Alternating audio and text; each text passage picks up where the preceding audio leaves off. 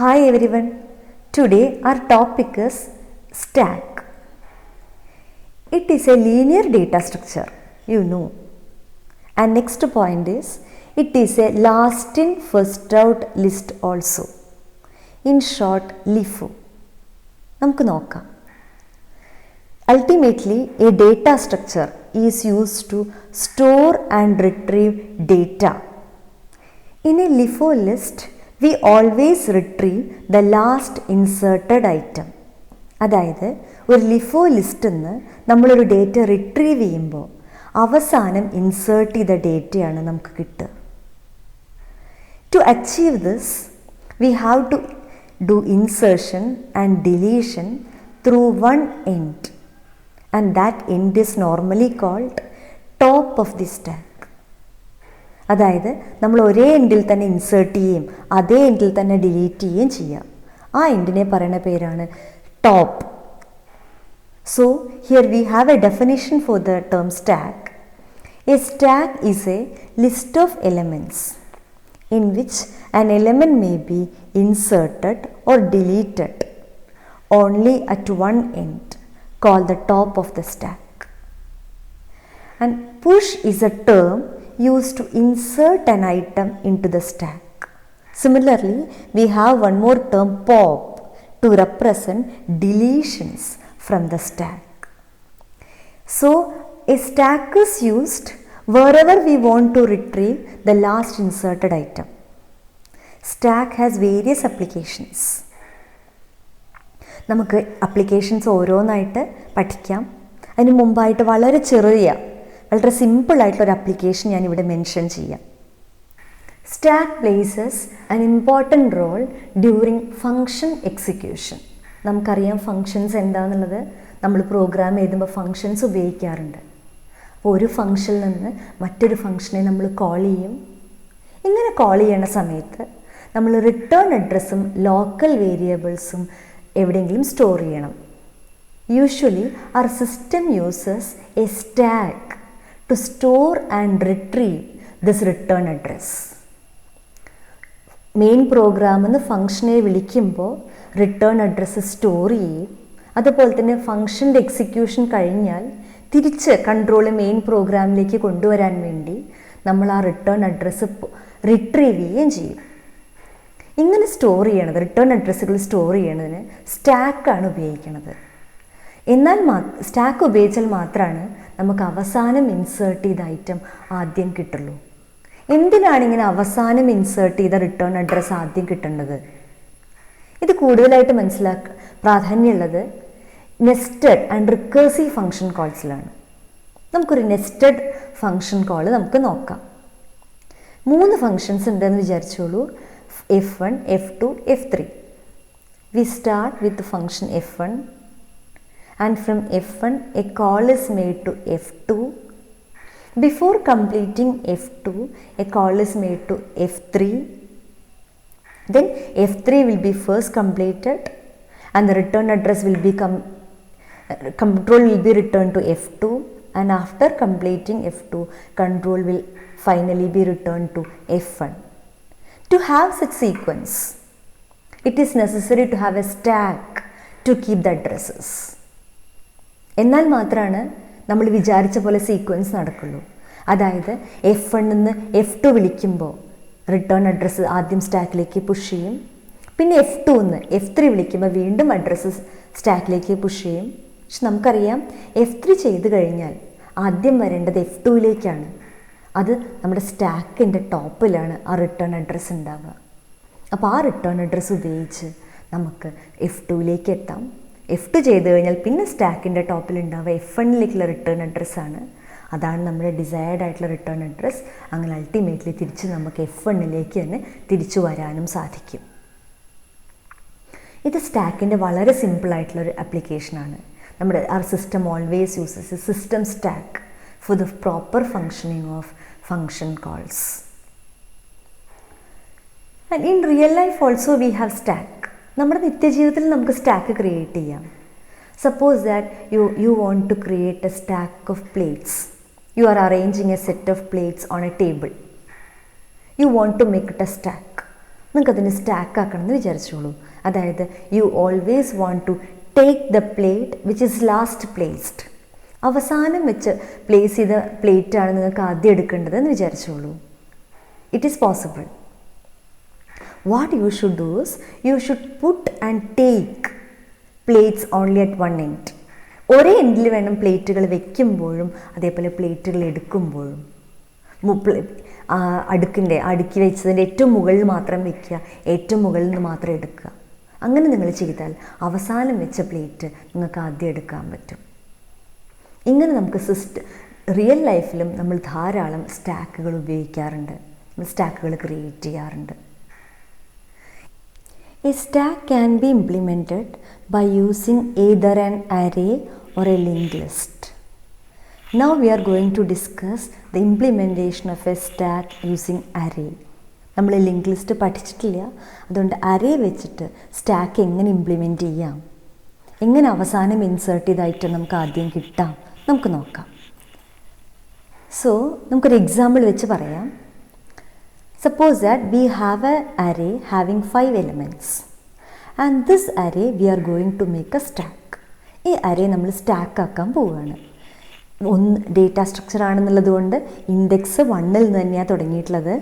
1, 2, 3, 4, 5 4 index positions ആണ്. അരയുടെ പേരൊന്നും ഞാൻ ഇവിടെ കാണിച്ചിട്ടില്ല. Initially our stack will be empty, so top will be 0. You know that insertions and deletions or push and pop are carried out through top. അപ്പോൾ നമുക്കിവിടെ ടോപ്പും കൂടി, ടോപ്പ് എന്നൊരു വേരിയബിളിന്, ടോപ്പ് എന്ന പൊസിഷന് പ്രാധാന്യമുണ്ട്. അപ്പോൾ ഇവിടെ ടോപ്പ് ഒരു വേരിയബിളായിട്ട് എടുത്തു. ഇനീഷ്യലി എംപ്റ്റി ആകുമ്പോൾ ടോപ്പിൻ്റെ വാല്യൂ 0 ആയിരിക്കും. ഇനി നമുക്ക് നോക്കാം. Next we are going to push an item A into the stack. A എന്നുള്ള ഒരു ഐറ്റം ഒരു സ്റ്റാക്കിലേക്ക് നമ്മൾ പുഷ് ചെയ്യുകയാണ്. അങ്ങനെ നമ്മൾ പുഷ് ചെയ്യുമ്പോൾ ടോപ്പിൻ്റെ വാല്യൂ ആദ്യം ഇൻക്രിമെൻറ്റ് ചെയ്യുക. ഇവിടെ പ്രൊസീജിയർ കാണിച്ചിട്ടില്ല, അത് അൽഗോരിതത്തിൽ പറയാം. വേണ്ടത് ഇങ്ങനെയാണ്. ടോപ്പ് എന്ന വേരിയബിൾ ഒന്ന് ഇൻക്രിമെൻറ്റ് ചെയ്യുക. അപ്പോൾ ടോപ്പിൻ്റെ വാല്യൂ 1 ആയി. അങ്ങനെ ഒന്നാമത്തെ പൊസിഷനിലേക്ക് നമ്മുടെ ഐറ്റം ആയിട്ടുള്ള എ ഇൻസേർട്ട് ചെയ്യുക. അതാണ് ഇവിടെ ചിത്രത്തിൽ കാണിച്ചിട്ടുള്ളത്. ഇനി നമ്മൾ ഒരു ഐറ്റം കൂടി, ബി എന്നൊരു ഐറ്റം കൂടി സ്റ്റാക്കിലേക്ക് പുഷ് ചെയ്യുകയാണ്. അങ്ങനെ സ്റ്റാക്കിലേക്ക് പുഷ് ചെയ്യാൻ ആദ്യം വേണ്ടത് ടോപ്പ് ഇൻക്രിമെൻറ്റ് ചെയ്തു. അങ്ങനെ ടോപ്പ് 2 ആക്കി. 2 എന്നുള്ള പൊസിഷനിലേക്ക് നമ്മുടെ എലമെൻ്റ് ആയിട്ടുള്ള ബി ഇൻസേർട്ട് ചെയ്തു. വീണ്ടും നമ്മൾ ഒരു എലമെൻറ്റും കൂടെ സ്റ്റാക്കിലേക്ക് പുഷ് ചെയ്യുകയാണ്. സി ആണിത്. അപ്പോൾ ടോപ്പ് വീണ്ടും ഇൻക്രിമെൻറ്റ് ചെയ്തു. അങ്ങനെ നമ്മൾ സിയും പുഷ് ചെയ്തു. ഇപ്പം നമ്മൾ 3 പ്രാവശ്യം ഓരോ എലമെൻറ്റ്സ് ആയിട്ട് നമ്മൾ പുഷ് ചെയ്തു. അങ്ങനെ ഈ പുഷ് കഴിഞ്ഞാൽ നമ്മുടെ your stack look like this. ഇങ്ങനെയാണ് നമ്മുടെ സ്റ്റാക്ക് ഉള്ളത്. അപ്പോൾ പ്രൊസീജിയർ ഇതാണ്. ഓരോ തവണ സ്റ്റാക്കിലേക്ക് പുഷ് ചെയ്യുമ്പോഴും ടോപ്പ് എന്ത് ചെയ്യണം? ഇൻക്രിമെൻറ്റ് ചെയ്യണം. ഇനി നമുക്ക് നോക്കാം ഇതൊരു സ്റ്റാക്ക് ആയിട്ടുണ്ടോ നോക്കാം. സ്റ്റാക്ക് ആവണമെങ്കിൽ എന്താണെന്ന് വെച്ചാൽ അവസാനം ഇൻസേർട്ട് ചെയ്തായിട്ടായിരിക്കണം ആദ്യം കിട്ടേണ്ടത്. അതായത് ഇനി പോപ്പ് ചെയ്യുമ്പോൾ ആദ്യം സി കിട്ടണം, പിന്നെ ബി, അതിനുശേഷം എ. നമുക്ക് നോക്കാം അത് സാധ്യമാകുമോ എന്നുള്ളത്. ഒരു കാര്യം കൂടെ ഉണ്ട്. ഇങ്ങനെ പുഷ് ചെയ്യണ സമയത്ത് നമ്മൾ നോക്കണം സ്റ്റാക്കിൽ, അതായത് നമ്മുടെ അരയിൽ ഇനഫ് സ്പേസ് ഉണ്ടോ എന്നുള്ളത്. ഇപ്പം നമ്മൾ ഉപയോഗിച്ച അരേ 5 സൈസ് ഉള്ളതാണ്. അപ്പം മാക്സിമം 5 എലമെൻറ്റ്സേ നമുക്ക് സ്റ്റാക്കിലേക്ക് എന്ത് ചെയ്യാൻ പറ്റുള്ളൂ? പുഷ് ചെയ്യാൻ നമുക്ക് പറ്റുള്ളൂ. 5ൽ കൂടുതൽ എലമെൻറ്റ്സ് പുഷ് ചെയ്യാൻ പറ്റില്ല. അപ്പോൾ ഓവർഫ്ലോ എന്ന കേസ് വരും. അത് നമ്മൾ ശ്രദ്ധിക്കണം. ഇനി നമുക്ക് പോപ്പും, ഇപ്പം നമ്മൾ 3 എലമെൻറ്റ്സ് പുഷ് ചെയ്ത് നമ്മൾ നോക്കി. അടുത്ത് ഇനി നമുക്ക് പോപ്പും ഇതേപോലെ ഒരു എക്സാമ്പിൾ വെച്ച് നോക്കാം. ആദ്യം നമ്മൾ പോപ്പ് ചെയ്യും. അപ്പോൾ ആഫ്റ്റർ പോപ്പിങ്ങേ ഞാനിവിടെ കാണിച്ചിട്ടുള്ളൂ. പോപ്പ് ചെയ്യുമ്പോൾ ടോപ്പിലുള്ള എലമെൻ്റാണ് പോപ്പ് ചെയ്യേണ്ടത്. നേരത്തെ ടോപ്പ് എന്ന് പറഞ്ഞാൽ 3 ആണ്. 3 എന്നുള്ള പൊസിഷനത്തെ എലമെൻറ്റ് പോപ്പ് ചെയ്തു. അത് സി, അത് നമുക്ക് സി കിട്ടി. അപ്പം after popping you should set top is equal to 2. C pop ചെയ്ത് കഴിഞ്ഞാൽ ടോപ്പിൻ്റെ വാല്യൂ 2 ആക്കണം. എന്നാൽ മാത്രമാണ് അടുത്ത പ്രാവശ്യം പോപ്പ് ചെയ്യുമ്പോൾ നമുക്ക് ബി കിട്ടുള്ളൂ. നമുക്ക് അതാണ് വേണ്ടതാണ്. അപ്പോൾ അടുത്തത് ആഫ്റ്റർ പോപ്പിംഗ് ബി. പ്രൊസീജിയർ മുഴുവനായിട്ട് പോപ്പ് കാണിച്ചിട്ടില്ല, നമുക്ക് അൽഗോരിതം ഉണ്ട്, ആ സമയത്ത് പറയാം. After popping B from the stack. ഇനി നമ്മൾ പോപ്പ് ചെയ്യുമ്പോൾ ടോപ്പിലുള്ളതിനെയാണ് പോപ്പ് ചെയ്യുക. അങ്ങനെ ബി നമുക്ക് കിട്ടും. ബി കിട്ടിക്കഴിഞ്ഞാൽ ടോപ്പിൻ്റെ വാല്യൂ 1 ആക്കി വെക്കണം. എന്നാൽ മാത്രമാണ് അടുത്ത പ്രാവശ്യം പോപ്പ് ചെയ്യുമ്പോൾ എ കിട്ടുള്ളൂ. ഇനി അടുത്ത പോപ്പ് ഓപ്പറേഷൻ സ്റ്റാക്കിൽ ഏതാണ് പോപ്പ് ചെയ്യാന്ന് പറയേണ്ട ആവശ്യമില്ല. നമ്മൾ പോപ്പ് ചെയ്യുമ്പോൾ അവസാനം ഇൻസേർട്ട് ചെയ്തതേ നമുക്ക് പോപ്പ് ചെയ്യാൻ പറ്റുള്ളൂ. സോ എ ആണ് അടുത്ത് പോപ്പ് ചെയ്യുമ്പോൾ കിട്ടുക. അത് കഴിഞ്ഞാൽ ടോപ്പ് എന്താക്കും, ഇതിൻ്റെ വാല്യൂ 0 ആയി. അതായത് ടോപ്പ് സ്റ്റാക്ക് എംപ്റ്റി ആവുകയും ചെയ്തു. അപ്പോൾ നമ്മൾ കണ്ടു എ ബി സി എന്ന ഓർഡറിൽ നമ്മൾ പുഷ് ചെയ്യുകയും ചെയ്തു. പോപ്പ് ചെയ്തത് സി ബി എ എന്ന ഓർഡറിൽ നമ്മൾ പോപ്പ് ചെയ്യുകയും ചെയ്തു. പുഷ് ചെയ്യണ സമയത്ത് ടോപ്പ് ഇൻക്രിമെൻറ്റ് ചെയ്തതിന് ശേഷം പുഷ് ചെയ്യുക. പോപ്പ് ചെയ്യുമ്പോൾ ഐറ്റം എടുത്തതിന് ശേഷം ടോപ്പ് ഡിക്രിമെൻറ്റ് ചെയ്യുക. 3 എന്നുള്ളത് 2 ആയി, 2 എന്നുള്ളത് 1 ആയി, 1 എന്നുള്ളത് 0 ആയി. ഈ രീതിയിലാണ് സ്റ്റാക്കിലേക്ക് പുഷും പോപ്പും ചെയ്യേണ്ടത്. പുഷ് ചെയ്യുമ്പോൾ ഞാൻ പറഞ്ഞു ഓവർഫ്ലോ എന്നുള്ള കേസ് നോക്കണം. പോപ്പ് ചെയ്യുമ്പോൾ നോക്കേണ്ട കാര്യം സ്റ്റാക്കിൽ എന്തെങ്കിലും ഒരു എലമെൻ്റ് ഉണ്ടോ, ഇനീഷ്യലി എംപ്റ്റി ആണോ. എംപ്റ്റി ആണെങ്കിൽ പിന്നെ അതിന് പോപ്പ് ചെയ്യുന്നതിൽ കാര്യമില്ല. അപ്പോൾ എംപ്റ്റി അല്ലെങ്കിൽ, അതായത് അണ്ടർഫ്ലോ എന്നൊരു കേസ് ഇല്ലെങ്കിലാണ് നിങ്ങൾ സ്റ്റാക്കിൽ നിന്ന് എന്ത് ചെയ്യേണ്ടത്, പോപ്പ് ചെയ്യേണ്ടത്. നമുക്കിതിനൊരു അൽഗോരിതം ഉണ്ട്. ആ അൽഗോരിതം നമുക്ക് നോക്കാം. പ്രൊസീജിയറാണ് പുഷ് എന്നാണ് നമ്മുടെ പ്രൊസീജിയറിൻ്റെ പേര്. നമ്മൾ പുഷ് ചെയ്യേണ്ടത് സ്റ്റാക്കിലേക്കാണ്. അപ്പം നമുക്ക് 4 ആർഗ്യുമെൻറ്റ്സ് ആവശ്യമുണ്ട്. ഒന്ന് സ്റ്റാക്ക്, എന്താണ് ഇപ്പോഴത്തെ current top, max stack, item. ഇതിൽ സ്റ്റാക്ക് നിങ്ങൾക്കറിയാം, ടോപ്പ് കറണ്ട് ടോപ്പാണ്. മാക്സ് സ്റ്റാക്ക് എന്നുകൊണ്ട് ഉദ്ദേശിക്കുന്നത് ഇപ്പം നമ്മുടെ സ്റ്റാക്കിൻ്റെ മാക്സിമം സൈസാണ്, അതായത് അരയുടെ മാക്സിമം സൈസ്. ഐറ്റം എന്ന് പറഞ്ഞാൽ item to be inserted. That means this procedure pushes an item onto a stack. ഈ സ്റ്റാക്കിലേക്ക് ഈ ഐറ്റം എന്ത് ചെയ്യുകയാണ് ചെയ്യുന്നത്, പുഷ് ചെയ്യാണ്. ഞാൻ നേരത്തെ നിങ്ങളോട് പറഞ്ഞു, പുഷ് ചെയ്യണതിൻ്റെ മുമ്പായിട്ട് ആദ്യം നോക്കേണ്ടത് ഓവർഫ്ലോ എന്ന കേസാണ്. അതായത് ആ അരയിൽ ഇനഫ് സ്പേസ് ഉണ്ടോ നോക്കണം. സ്പേസ് ഉണ്ടോ നോക്കാൻ ടോപ്പിൻ്റെ വാല്യൂ മാക്സ് സ്റ്റാക്ക് ആണോ നോക്കുകയാണ് വേണ്ടത്.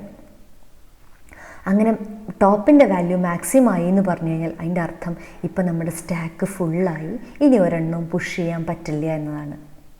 ദെൻ പ്രിൻറ്റ് ഓവർഫ്ലോ ചെയ്ത് നമ്മൾ റിട്ടേൺ ചെയ്തു. നമുക്ക് പുഷ് എന്ന ഓപ്പറേഷൻ ചെയ്യാൻ സാധിക്കില്ല. ഇനി അങ്ങനെയല്ല, ഇനഫ് സ്പേസ് ഉണ്ടെങ്കിൽ ടോപ്പ് ഇൻക്രിമെൻറ്റ് ചെയ്യുക. Top set to top +1. അതിനുശേഷം ഇൻക്രിമെൻ്റ് ചെയ്തതിന് ശേഷം ആ ഐറ്റം ടോപ്പിലേക്ക് പ്ലേസ് ചെയ്യുകയാണ് ചെയ്യുന്നത്. So set stack of top is equal to item. ഈ അൽഗോരിതത്തിൽ സി ഓറിയൻറ്റഡ് അല്ല. അതുകൊണ്ടാണ് കുറച്ചധികം വേറെ തരത്തിലുള്ള നൊട്ടേഷൻസ്. അത് ഓരോ ടെക്സ്റ്റ് ബുക്കിനെ ബേസ് ചെയ്ത് പറയുമ്പോൾ ആ ടെക്സ്റ്റ് ബുക്കിലത്തെ പ്രൊസീജിയർ കോപ്പി ചെയ്യണു എന്ന് മാത്രം. അതുകൊണ്ടാണ് അസൈൻമെൻറ്റ് ഓപ്പറേഷനൊക്കെ ഈ രീതിയിൽ കാണിച്ചിട്ടുള്ളത്. സെറ്റ് എന്ന കീവേഡും ഉപയോഗിച്ചിട്ടുണ്ട്. കാര്യം നിങ്ങൾക്ക് മനസ്സിലാക്കാൻ പറ്റുമെന്ന് വിചാരിക്കുന്നു. അങ്ങനെ അത് കഴിഞ്ഞ് ഐറ്റം സ്റ്റാക്കിലേക്ക് പുഷ് ചെയ്ത് കഴിഞ്ഞാൽ അല്ലെങ്കിൽ പ്ലേസ് ചെയ്ത് കഴിഞ്ഞാൽ നമുക്ക് റിട്ടേൺ ചെയ്യുകയും ചെയ്യാം. ഇതാണ് പുഷ് എന്ന ഓപ്പറേഷൻ്റെ അൽഗോരിതം. അടുത്തത് ഇതേപോലെ തന്നെ നമുക്ക് പോപ്പ് എന്ന പ്രൊസീജിയറുണ്ട്. പോപ്പിന് 3 ആർഗ്യുമെൻറ്റ്സ് ആണ് ഉള്ളത്. ഒന്ന് സ്റ്റാക്ക്, ഒന്ന് അതിൻ്റെ കറണ്ട് ടോപ്പ്, പിന്നെ ഐറ്റം. ഐറ്റം എന്ന് പറഞ്ഞു കഴിഞ്ഞാൽ പോപ്പ് ചെയ്ത വാല്യൂ ഈ ഐറ്റത്തിലേക്കാണ് കോപ്പി ചെയ്യണത്. അതാണ് this procedure deletes the top element of stack and assign to the variable item. നമുക്ക് നോക്കാം എങ്ങനെയാണെന്നുള്ളത്. ആദ്യം തന്നെ പോപ്പ് ചെയ്യുമ്പോൾ സ്റ്റാക്ക് എംപ്റ്റി ആണോ അല്ലയോ നോക്കണം. എംപ്റ്റി ആണെങ്കിൽ ടോപ്പിൻ്റെ വാല്യൂ 0 ആവും. So if top equal to 0 then print underflow and return. Empty ആണെന്നാണ് കാണിക്കുന്നത്. പിന്നെ എംപ്റ്റി ആണെങ്കിൽ ഡിലീറ്റ് ചെയ്യാൻ സാധിക്കില്ല, അപ്പോൾ റിട്ടേൺ ചെയ്യാം. ഇനി അതല്ല, എംപ്റ്റി അല്ല, എലിമെൻറ്റ്സ് ഉണ്ടെങ്കിൽ എന്ത് ചെയ്യുക, അതെടുക്കുക. Set item is equal to stack of top. ടോപ്പിലത്തെ എലമെൻറ്റ് ഐറ്റത്തിലേക്ക് കോപ്പി ചെയ്തു. അതിനുശേഷം ടോപ്പ് ഡിക്രിമെൻറ്റ് ചെയ്തു, നിങ്ങൾക്ക് അറിയാവുന്നതാണത്. ശേഷം അത് കഴിഞ്ഞാൽ അത് റിട്ടേൺ ചെയ്യുകയും ചെയ്തു. ഇതാണ് പോപ്പിൻ്റെ പ്രൊസീജിയർ അല്ലെങ്കിൽ അൽഗോരിതം എന്ന് പറയാനുള്ളത്. Next, the representation of stack as an ADT. This representation is quite straightforward and you know what is ADT. By ADT, we define the mathematical and logical properties of a data type. This ADT has 2 parts. One is a value definition, another one is operation definition. First, value definition. Value definition also has two parts. One is definition clause, another one is condition clause. First, definition clause. By definition clause, we define the set of values which defines the data type. It starts with the keyword abstract type def, EL type, stack EL type. Here, name of the data type is stack EL type. This is the name of the data type. And here we have to bother only about the type of their elements. അതുകൊണ്ടാണ് EL type മാത്രമാണ് ഇതിൻ്റെ value ഡെഫിനിഷനിൽ വരുന്നുള്ളൂ. Here no condition clause associated with it. ഇതാണ് value definition. Next we have operation definition. Basically, the two operations are there. One is push, another one is pop. In addition to that, one more operation is introduced here, which is empty operation. That is, this operation checks whether our stack is empty or not. If it is empty, we assume that the function returns true.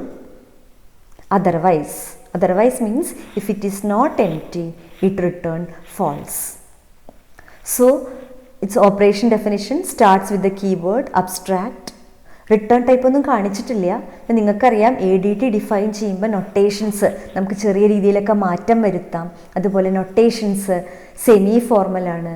They are free from implementation. അതുകൊണ്ട് മനസ്സിലാവുന്ന രീതിയിൽ നമ്മൾ ചെറിയ മാറ്റങ്ങളൊക്കെ നൊട്ടേഷൻസിൽ വരുത്താറുണ്ട്.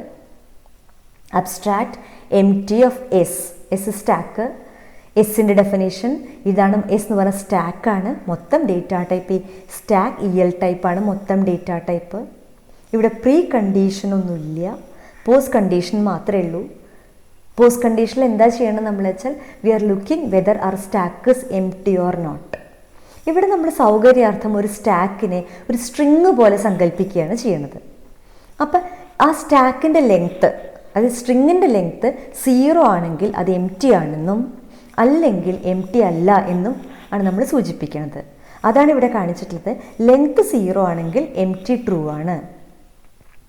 Length 0 ആണെങ്കിൽ ഇവിടെയും ട്രൂ വരും, അത് തന്നെയാണ് എംപ്റ്റിയും വരിക. ലെങ്ത്ത് 0 അല്ലെങ്കിൽ ഫോൾസ് വരും. അപ്പോൾ എംപ്റ്റി എന്ന വേരിയബിളിലും ഫോൾസ് വരും. ഇനി ഒരു കാര്യം ഓർമ്മയുണ്ട്, name of the function is use to hold the result. ഇവിടെ നമ്മുടെ ഫംഗ്ഷൻ്റെ പേര് എംപ്റ്റി എന്നാണല്ലോ, അതുകൊണ്ട് റിസൾട്ടിലും എംപ്റ്റി എന്ന് കൊടുത്തു. ഈ രീതിയിലാണ് empty of S എന്ന ഓപ്പറേഷൻ റെപ്രസെൻ്റ് ചെയ്യണത്. അടുത്ത ഓപ്പറേഷനാണ് പോപ്പ്. കീവേഡാണ് അബ്സ്ട്രാക്റ്റ് എന്നുള്ളത്. Element type pop S. നമ്മുടെ ഫംഗ്ഷൻ ഓപ്പറേഷൻ്റെ പേര് പോപ്പ് എന്നാണ്. ഒറ്റ ആർഗ്യുമെൻ്റേ ഉള്ളൂ, സ്ട്രിങ്ങും സ്റ്റാക്ക് മാത്രം. റിട്ടേൺ ടൈപ്പാണ് ഈ കാണിച്ചിട്ടുള്ളത്. നിങ്ങൾക്കറിയാം, ഒരു ഇൻറ്റിജർ സ്റ്റാക്കിൽ നിന്ന് പോപ്പ് ചെയ്യുമ്പോൾ ഇൻറ്റിജർ വാല്യൂ ആണ് കിട്ടുക. ക്യാരക്ടർ സ്റ്റാക്കിൽ നിന്ന് പോപ്പ് ചെയ്യുമ്പോൾ ക്യാരക്ടർ വാല്യൂ ആണ് കിട്ടുക. അതാണ് ഇവിടെ കാണിച്ചിട്ടുള്ളത്. ഈ സ്റ്റാക്കിലത്തെ എലമെൻറ്റ്സ് ഏത് ടൈപ്പാണോ ഉള്ളത് വെച്ചാൽ ആ തരത്തിലുള്ളൊരു വാല്യൂ ആണത് റിട്ടേൺ ചെയ്യുക. അതുകൊണ്ട് ജനറലായിട്ട് EL ടൈപ്പ് റിട്ടേൺ ടൈപ്പായിട്ട് കാണിച്ചു. ഇനി എസിൻ്റെ ഡിക്ലറേഷനാണ്. S is a stack of course. ആ സ്റ്റാക്ക് ടൈപ്പാന്നുള്ളതാണ് ഇവിടെ കാണിച്ചിട്ടുള്ളത്. ഇനി പ്രീ കണ്ടീഷൻ. ഒരു പോപ്പ് ചെയ്യുമ്പോൾ ഒരു പ്രീ കണ്ടീഷൻ ഉണ്ട്. നമുക്ക് എപ്പോഴേ പോപ്പ് ചെയ്യാൻ പറ്റുള്ളൂ. There should at least B A single element. അവിടെ ഓരോ എലിമെൻ്റെങ്കിലും വേണം, എന്നാൽ മാത്രമാണ് നമുക്ക് പോപ്പ് ചെയ്യാൻ പറ്റുള്ളൂ. അതായത് സ്റ്റാക്ക് എംപ്റ്റി ആവരുത്. എംപ്റ്റി എന്നുള്ളത് ഫോൾസ് ആവണം. അതാണ് ഇവിടെ കാണിച്ചിട്ടുള്ളത്. Pre condition empty of S should be equal to false. ഇനി പോസ്റ്റ് കണ്ടീഷൻ. പോസ്റ്റ് കണ്ടീഷനിലാണ് നമ്മൾ ആക്ച്വൽ ഓപ്പറേഷനെ റെപ്രസെൻ്റ് ചെയ്യണത്. പോപ്പ് ഈക്വൽ ടു, പോപ്പ് എന്ന് പറഞ്ഞാൽ നെയിം ഓഫ് ദ ഫംഗ്ഷൻ തന്നെ റിസൾട്ടിന്. അപ്പോൾ റിസൾട്ട് പോപ്പ് എന്ന വേരിയബിളിൽ കിട്ടുന്നതായിട്ട് നമ്മൾ സങ്കല്പിക്കുകയാണ്. നമ്മൾ സ്ട്രിങ് ആയിട്ട് വിചാരിക്കുമ്പോൾ അതിൻ്റെ ഫസ്റ്റ് ക്യാരക്ടറിനെ എക്സ്ട്രാക്ട് ചെയ്തു, അത് പോപ്പിൽ വെച്ചു. ഇനി ആ സ്ട്രിങ്ങും സ്റ്റാക്കൊക്കെ, അതായത് സ്റ്റാക്കിനെ ഇവിടെ സ്ട്രിങ് ആയിട്ട് നമ്മൾ വിഷ്വലൈസ് ചെയ്യുകയാണ് ചെയ്യണത്. അപ്പോൾ പുതിയ ഇനി സ്റ്റാക്കിൽ എന്തേ ഉള്ളൂ വെച്ചാൽ പഴയ സ്റ്റാക്കിൻ്റെ രണ്ടാമത്തെ എലമെൻറ്റ് മുതൽക്കുള്ളതേ ഉള്ളൂ. അതൊരു സബ് സ്ട്രിങ് എന്നുള്ളൊരു ഫംഗ്ഷൻ ഉപയോഗിച്ച് ഒറിജിനൽ സ്റ്റാക്കിൻ്റെ സെക്കൻഡ് പൊസിഷനിൽ നിന്ന് ലെങ്ത് ഓഫ് S -1 ക്യാരക്ടേഴ്സ് ഉള്ള ഒരു സബ്സ്ട്രിങ് എക്സ്ട്രാക്ട് ചെയ്ത് വെച്ചു എന്നാണ്. അതായത് ഇപ്പം നിങ്ങളുടെ സ്റ്റാക്കിൽ ഹലോ എന്നുള്ളത് വിചാരിച്ചോളൂ, HELLO. എച്ചിനെ എക്സ്ട്രാക്ട് ചെയ്തു, അതായത് പോപ്പ് ചെയ്തു. ഇനി ബാക്കിയുള്ള സ്റ്റാക്കിൽ ELLOA ഉള്ളൂ. അതാണ് ഇവിടെ കാണിച്ചിട്ടുള്ളത്. അങ്ങനെ ഒരു സ്ട്രിങ്ങിൻ്റെ രൂപത്തിലാണ് സ്റ്റാക്കിനെ ഇവിടെ വിഷ്വലൈസ് ചെയ്തിട്ടുള്ളത്. അടുത്തത് ഓപ്പറേഷനാണ് push operation. Abstract started with the keyword abstract. Name of the operation is push. 2 arguments, one is a stack and the element to be pushed. സ്റ്റാക്കിൻ്റെ ഡിക്ലറേഷൻ ഇവിടെ ഡെഫിനിഷൻ ഇവിടെ കഴിഞ്ഞു. Stack S is of type stack. ELT പറഞ്ഞാൽ element type. അറിയാം നിങ്ങൾക്ക്, ഒരു integer സ്റ്റാക്കിലേക്ക് നമ്മൾ പുഷ് ചെയ്യുന്നത് ഇൻഡിജർ ആണ്, ക്യാരക്ടർ സ്റ്റാക്കിലേക്ക് പുഷ് ചെയ്യുന്നത് ക്യാരക്ടർ ആണ്. So whatever be the value, whatever be the type of the elements, that should be the type of ELT also. Pre കണ്ടീഷനൊന്നുമില്ല. പോസ്റ്റ് കണ്ടീഷനിൽ S equal to element plus S. നേരത്തെ പോപ്പിൽ പറഞ്ഞ പോലെ തന്നെ first ക്യാരക്ടറിനെ extract ചെയ്യണ പോലെ പുഷ് ചെയ്യുമ്പോൾ ഫസ്റ്റിൽ അത് പുഷ് ചെയ്യുകയാണ് ചെയ്യണത്. അപ്പോൾ പുഷ് ചെയ്യുമ്പോൾ ഓരോ ക്യാരക്ടറും ബിഗിനിങ്ങിൽ കോൺകാൻഡിനേറ്റ് ചെയ്തു. പോപ്പ് ചെയ്യുമ്പോൾ ബിഗിനിങ്ങിലത്തെ ക്യാരക്ടർ എക്സ്ട്രാക്ട് ചെയ്തു. ഇങ്ങനെ ചെയ്താൽ നമുക്കൊരു സ്റ്റാക്ക് പോലെ, അതായത് ലാസ്റ്റ് ഇൻസേർട്ട് ചെയ്ത ഐറ്റം നമുക്ക് ആദ്യം റിട്രീവ് ചെയ്യാൻ പറ്റും. ഇതാണ് പുഷിൽ പറയാനുള്ളത്. ഈ രീതിയിലാണ് ഒരു സ്റ്റാക്കിൻ്റെ ADT നമുക്ക് ഡിഫൈൻ ചെയ്യാൻ പറ്റുക.